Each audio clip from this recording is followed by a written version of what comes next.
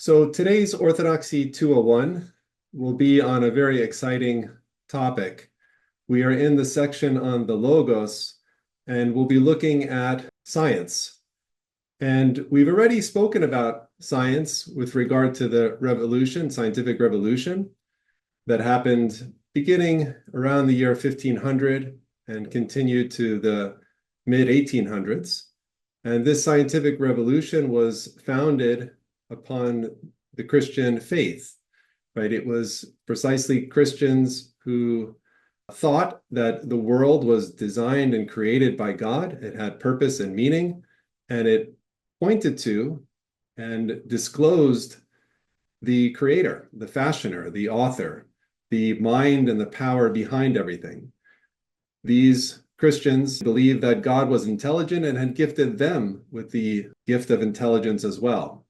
And there was then this correlation between the super intellect of God, the intellect of man, and the intelligibility of the created order. And all of that made sense until people started to perhaps practice a form of pseudoscience where they began to define things and try to expound upon things that they really didn't have evidence for, that they didn't have scientific proof for, that were based more upon theories and ideas and speculations, and tried to use the authority of the church, the authority of the Christian faith, to back these suppositions and the presentations that they were making. This was, of course, a mistake, and it led to people turning away from the Christian faith and moving towards an atheistic form of science, ultimately culminating in militant materialism, the idea that there is nothing beyond physical matter. There is no spirit, there are no angels, there is no God, there's no soul, nothing that can't be observed by physical instrumentation exists. And that, of course, is a problem because it limits science.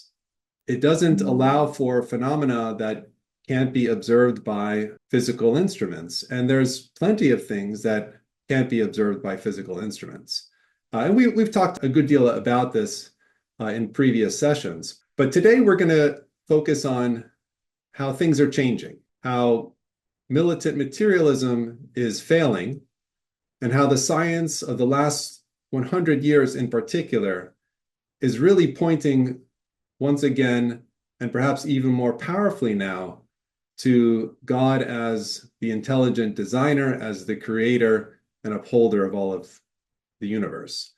So we'll talk a little bit about some of those discoveries over the next coming sessions. But this first slide is kind of a historical overview to see where we've been in this relationship between science and religion and where we are going. And there are three main views with regard to science and religion. The first is that of integration. So science and religion complement and enrich each other. There is no inherent conflict between the two, and they work together to provide a fuller understanding of reality, each contributing insights that the other cannot. And that's the view that predominated during the scientific revolution. Then we have the emergence of the view of conflict. Science and religion are seen as fundamentally opposed to each other. This perspective holds that scientific explanations and religious beliefs are incompatible, often leading to tension between the two. And because of that conflict, people who were in the church, people of a religious mindset and worldview, sought to find ways to reconcile the two again. They weren't able to bring back a view of integration, but they thought that maybe perhaps we can find a middle ground and we'll present the view of independence. And that's that science and religion operate in separate domains and address different types of questions.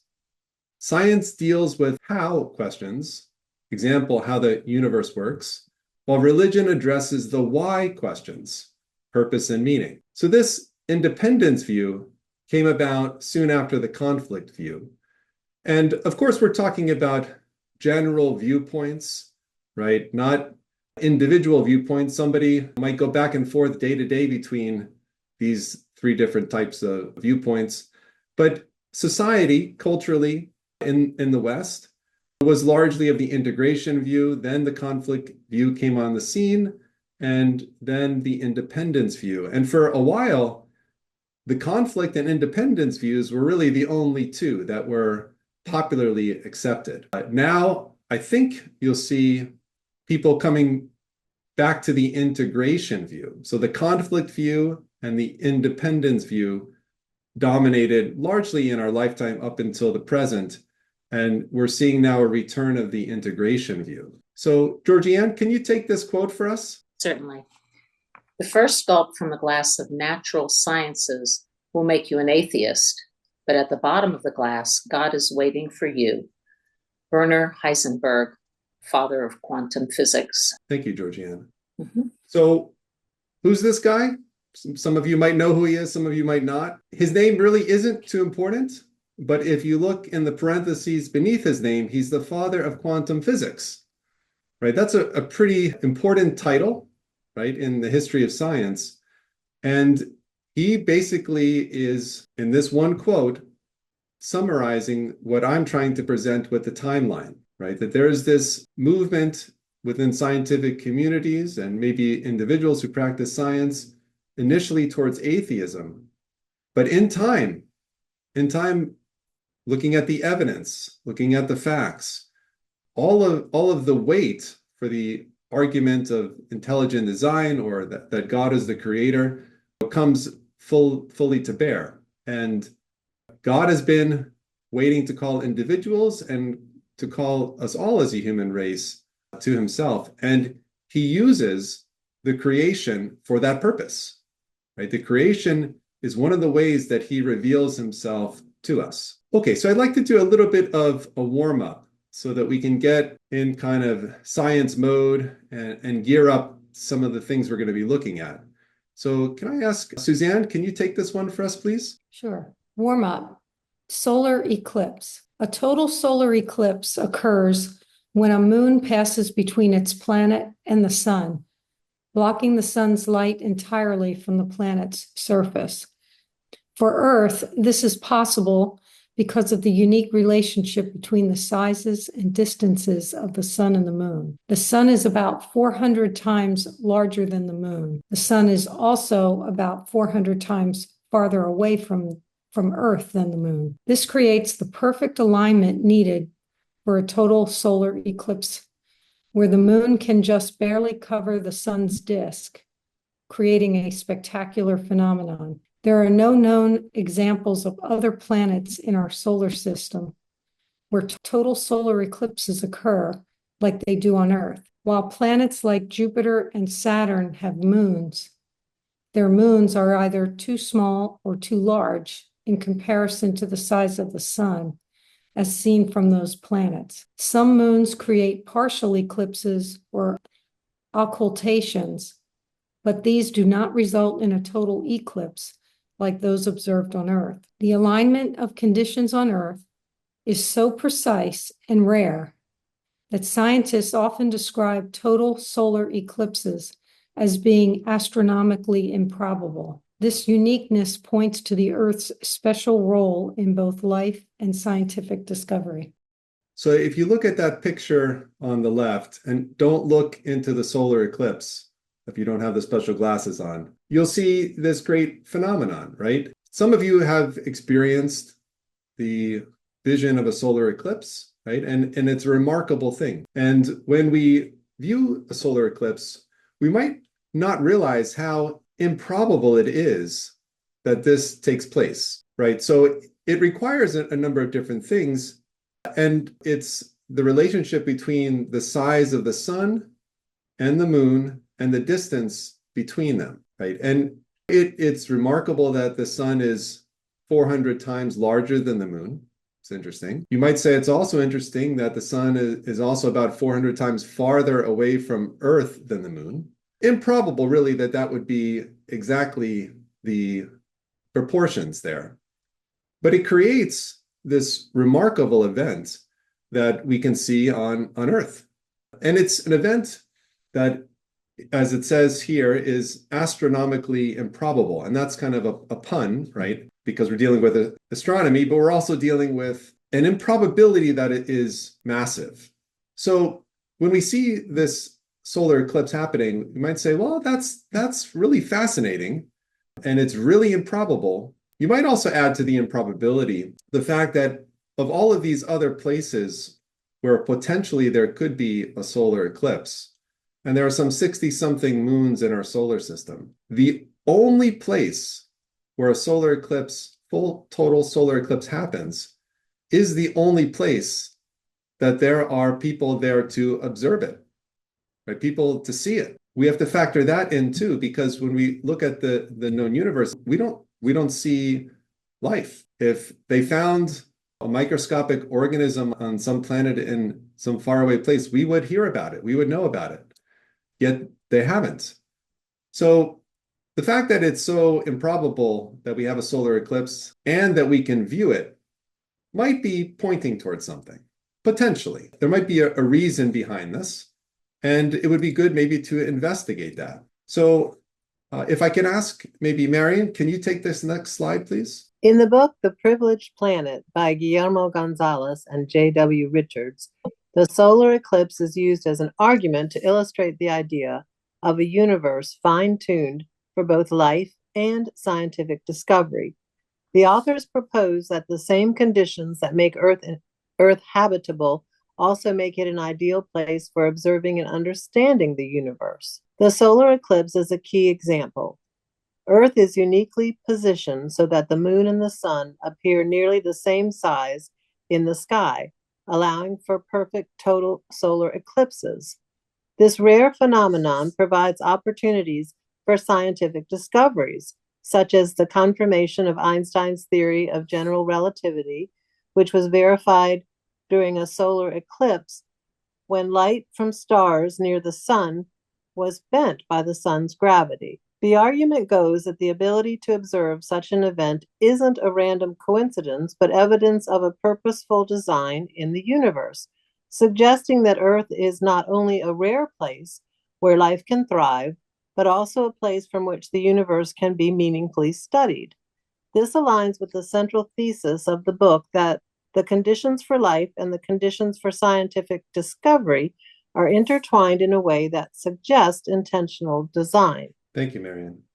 So the case is being made here that Earth is a sort of laboratory and designed in such a manner so that we as scientists, people of faith, can come to observe the universe, understand the universe, and see the order and the beauty behind it. We live on this planet, and it is uniquely positioned for us to understand more about the universe and the creator of the universe. And this is one example, and we'll look at numerous other examples as we kind of go through the sessions ahead.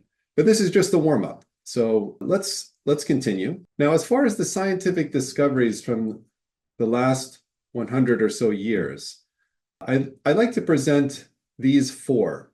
Science is continually discovering new things all the time, but these are major discoveries, and each one of these major discoveries really points to God. So the expanding universe, which we'll look at first, the finely tuned universe, the complexity of the cell, and DNA, genetic code. So we'll look at each of those four and see what the science has uncovered. So are we back to Georgianne? The expanding universe. The expanding universe was discovered in 1929 by Edwin Hubble, who observed that galaxies are moving away from us with their speed proportional to their distance, i.e. Hubble's law. This suggested that the universe is expanding, implying that it was once much smaller and denser. Extrapolating backward in time, this led to the idea that the universe originated from a single point, a concept that became known as the Big Bang. Naturalists initially rejected the Big Bang theory for several reasons, primarily because it seemed to imply a beginning of the universe, which some interpreted as aligning with religious creation narratives. Many scientists and naturalists at the time preferred the steady state theory, which posited that the universe had always existed and was eternal. This idea was more compatible with a materialistic view of the universe, where there was no need for a beginning or a creator. Additionally, the idea of a beginning was philosophically troubling for some because it raised questions about what caused the universe to start, which seemed to lie outside the realm of scientific inquiry.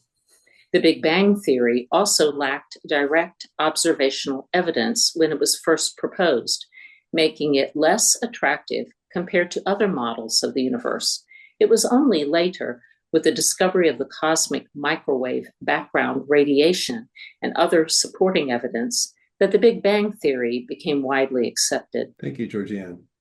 So the idea of the Big Bang, right, is that since the universe is observed to be expanding in time, as sand goes through the hourglass, the universe is getting larger and larger and larger, it's expanding. If you were to reverse that process and go backwards in time, the universe would contract. Like if you blow up a balloon and you were to record that and play it back on a video, it would then get smaller.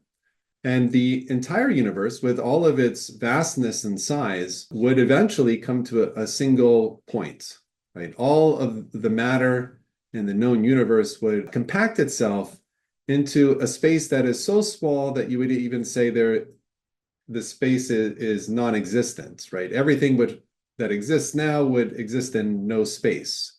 And the time that we have experienced would likewise go back to singularity, where there is nothing before it, right? This is the kind of the beginning that is posited in the theory of the Big Bang. Now, for our purposes, we are looking at this theory not to try to prove or disprove it, but simply to acknowledge that if one does believe in the theory of the Big Bang, it does point to a beginning, right? And a cause that itself would have to be outside time and space, right? Because if it's the beginning of time and space, the cause of that has to be outside time and space. And if there is a cause that begins time, there has to be a choice to begin that time. Otherwise, if there was no choice, there was no will to do it, to start the process or begin with the cause of this, then it would always have existed, or it would never come into existence, right? So we're now pointing to a realm that materialists don't want to go anywhere near. And that's the realm outside of physicality. We're talking now about things that are philosophical or theological, and they're necessitated based upon the evidence that's seen in the physical realm. And that harkens back to what the scientific revolution was all about. There was this connection between what was observed in the universe and how it pointed to the order and the intelligibility behind creation. It pointed to the creator. Likewise, the Big Bang, whether you accept it or not, as a theory, it does point towards the need for something beyond the physical material universe, something with intelligence, with power, with free will, and outside time and space. And the more you think about what this cause might be, the more you realize that those attributes, those characteristics line up with God. Let's pause for a moment and look at some of the limits of empirical science, right? Because right with the Big Bang, you're kind of butting up against the wall here, the limits of empirical science. Okay, so next up, Suzanne. Limits of empirical science. The Big Bang Theory raises philosophical questions about the limits of science, particularly in understanding the universe's origins. Here are some of the key issues. Origins of the universe. The Big Bang Theory describes how the universe expanded from an extremely dense state, but does not explain the origin of the singularity itself or what preceded it. This raises questions about whether science can fully address the why or what came before. Nature of the singularity. The singularity represents a point where physical laws break down, challenging our ability to apply current scientific theories. This highlights limitations in our understanding of the fundamental nature of reality.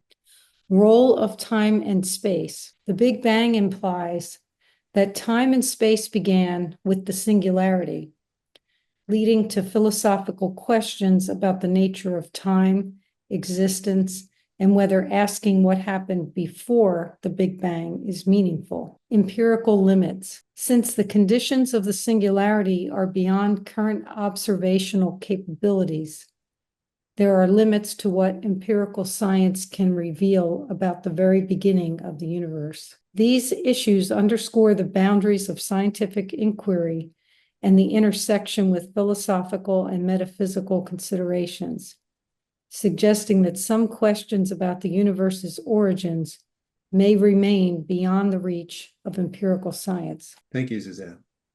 So science has observed certain laws in how the universe works. And if we were to stay consistent with those laws as we turn back time and as the universe, instead of expanding, contracts, we would get to a certain point where those laws really break down, right? How much, when our boys clean their room, how much stuff can they hide underneath their beds, right? No matter how much you compact it, there's limitations. And that's based upon scientific laws that are observable. Think about the vastness of the universe. How much can you possibly compact that, right? You get to a certain point where mathematical equations, scientific laws, they don't function anymore, right? So the idea of getting down to like a single point or to no space, that's not really scientific anymore. It's not according to laws that we've observed. It's not empirical.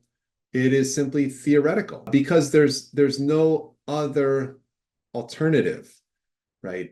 And that's one of the challenges with the materialist viewpoint. They have already decided what is impossible, that what cannot happen, right? That there can't be a creation event.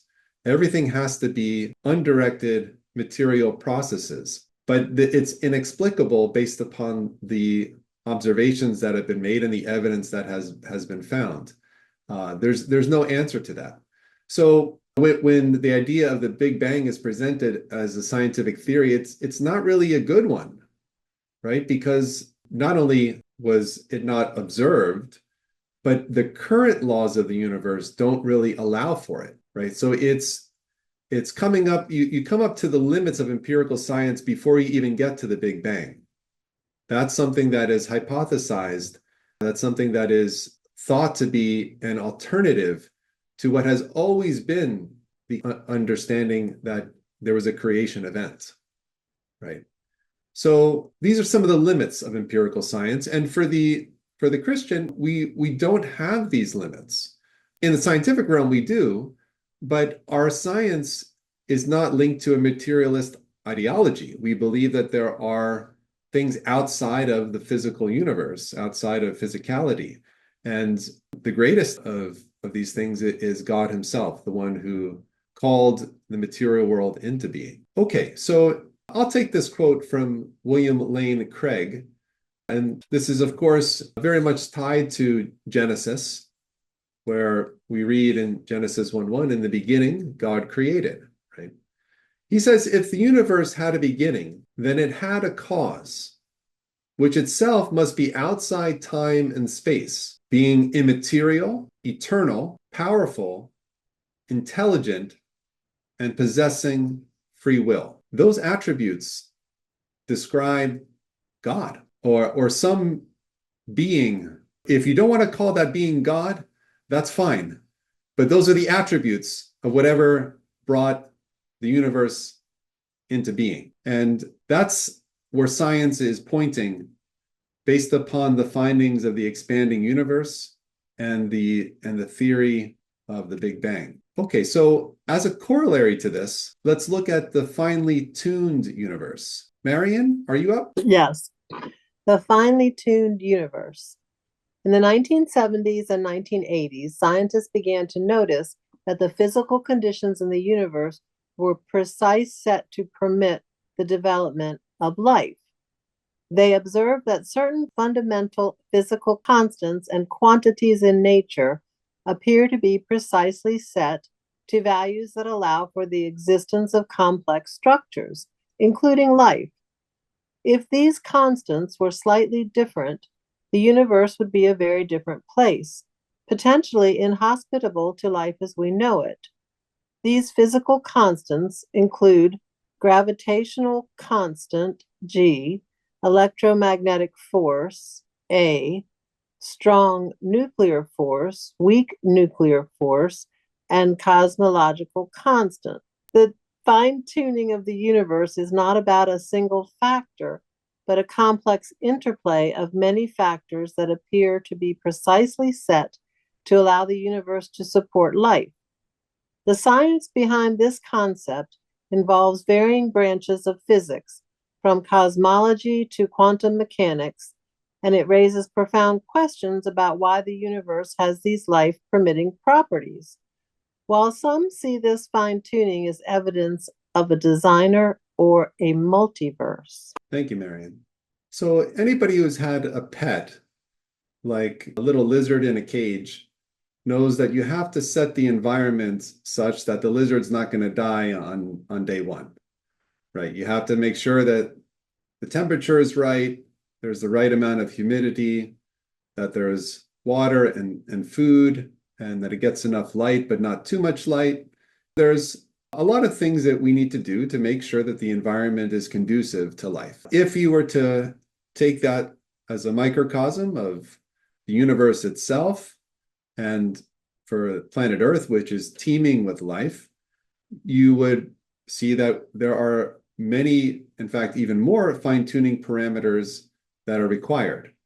And they have to be in really almost an incomprehensibly precise level of tuning. And they have to be in incomprehensibly precise level of tuning, not in isolation from each other, but in coordination with each other. So much so that if you turn one dial, it would mess up everything. If you turn one dial, you'd have to turn all of the other dials to recalibrate, reconfigure, right?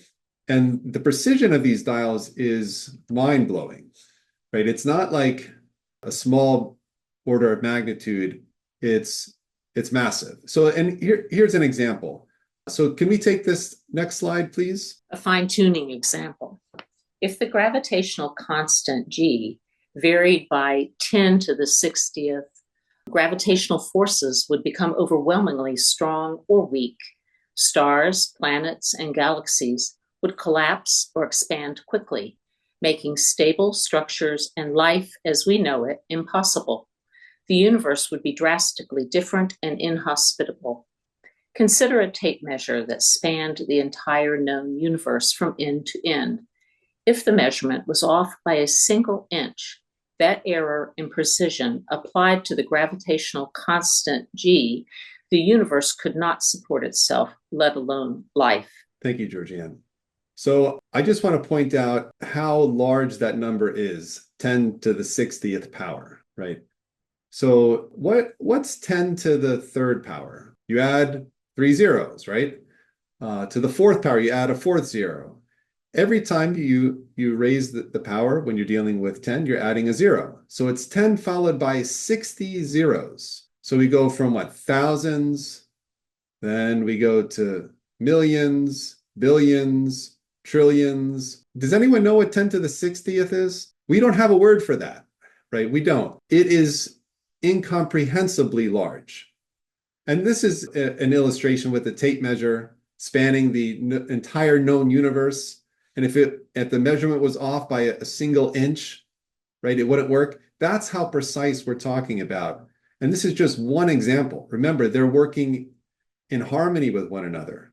All of these settings, right? It is incomprehensibly precise. Okay, so that leads scientists to bring up the term the Goldilocks universe, right? It's not too hot, not too cold, not too hard, not too soft. It's just right. Okay, who's next? Suzanne? The Goldilocks universe. The Goldilocks universe is a term that refers to the idea that the conditions of the universe are just right to support life. The laws of science, as we know them at present, contain many fundamental numbers, like the size of the electric charge of the electron and the ratio of the masses of the proton and the electron. The remarkable fact is that the values of these numbers seem to have been very finely adjusted to make possible the development of life. Stephen Hawking, theoretical physicist, cosmologist. A common sense interpretation of the facts suggests that a super intellect has monkeyed with physics as well as with chemistry and biology. The numbers one calculates from the facts seem to me so overwhelmingly as to put this conclusion almost beyond question. Fred Hoyle, astronomer and mathematician. Thank you, Suzanne. So Stephen Hawking, some of you might recognize that name. He, by the way, was an atheist, right? He's not a believer, and yet he acknowledges that the numbers, and the case is really strong, that the numbers seem to have been very finely adjusted.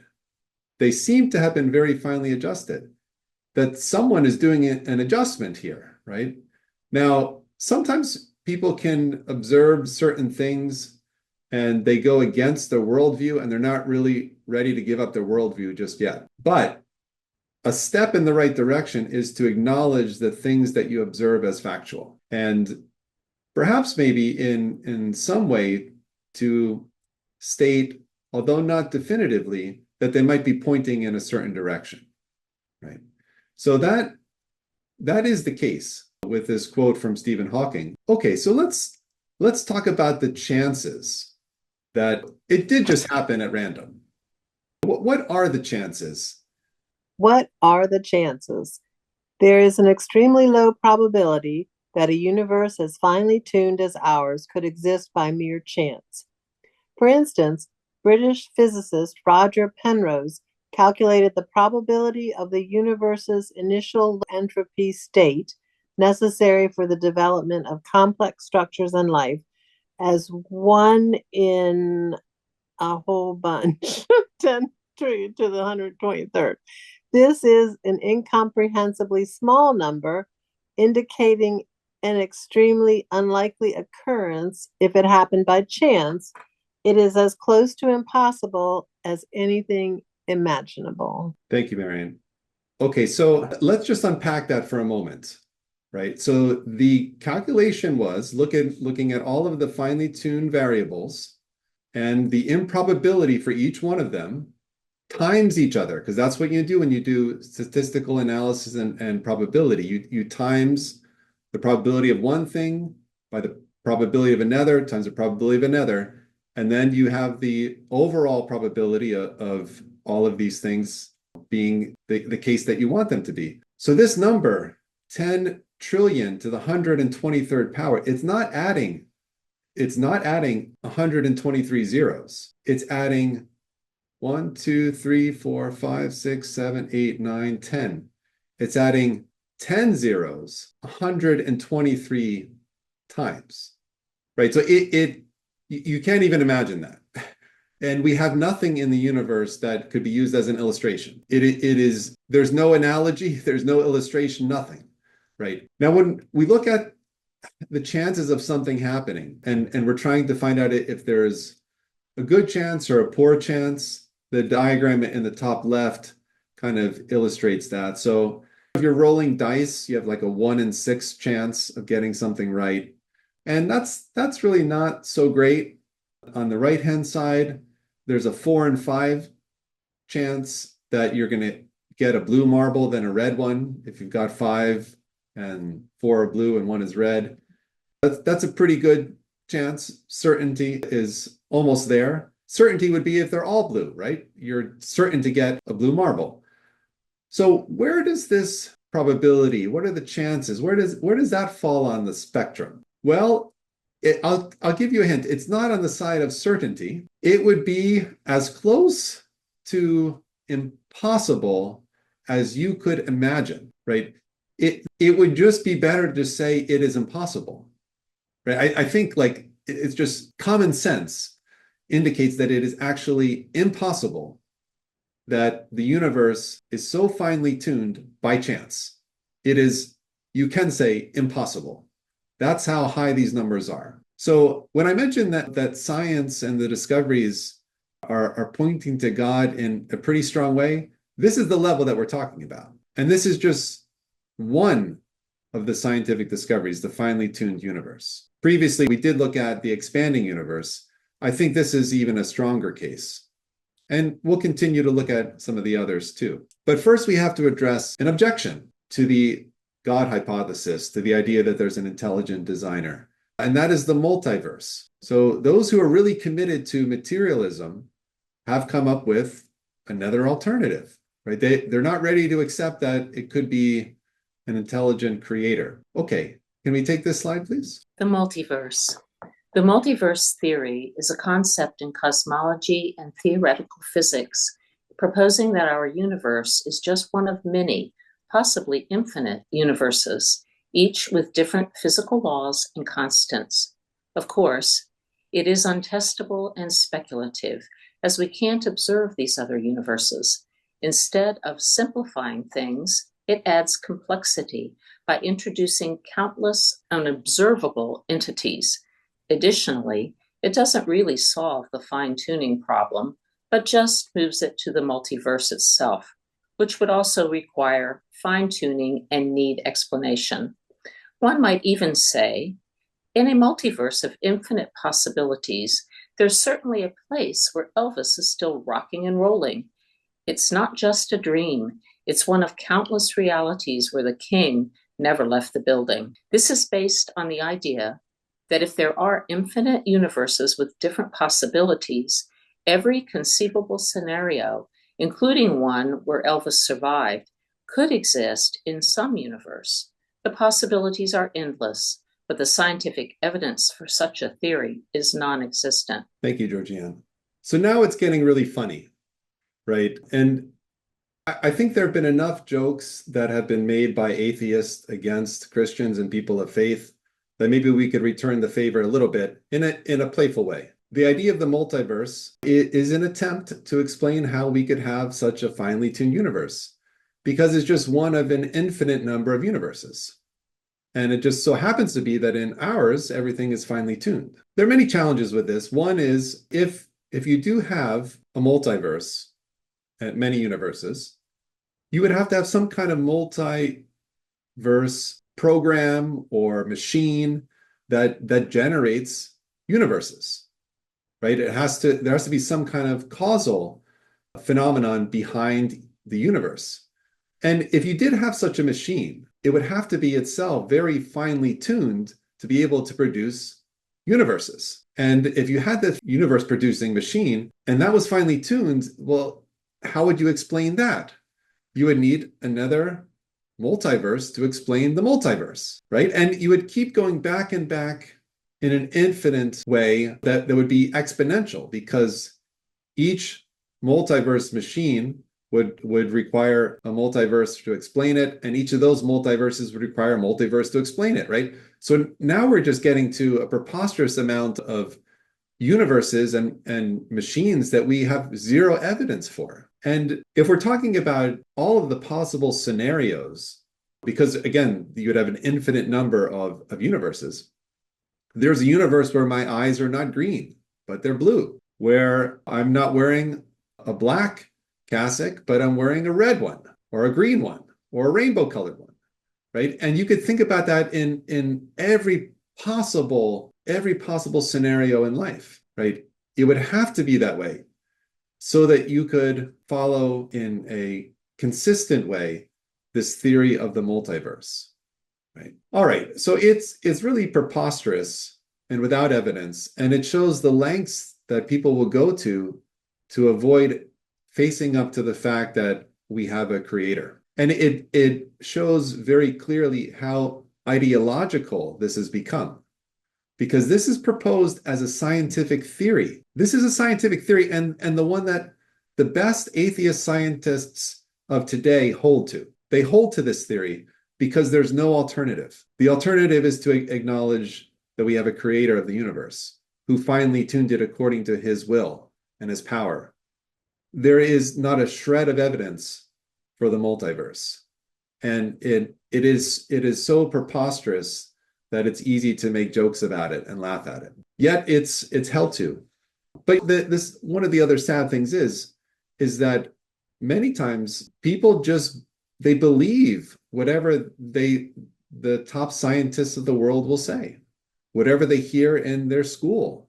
Your teacher might talk about, oh, well, yeah, it's a finely tuned universe, but that's because of the multiverse. And no one asks the question, what is the multiverse? Can you explain that to me? How does it work? Right? It's not even really discussed. And that's what happens when there are these shortcomings to the materialist ideological approach to science. They're not even discussed.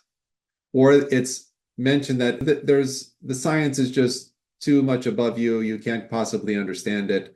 Just recently, Piers Morgan had one of the most famous atheists, Richard Dawkins, on, and Richard Dawkins was telling him it goes beyond common sense.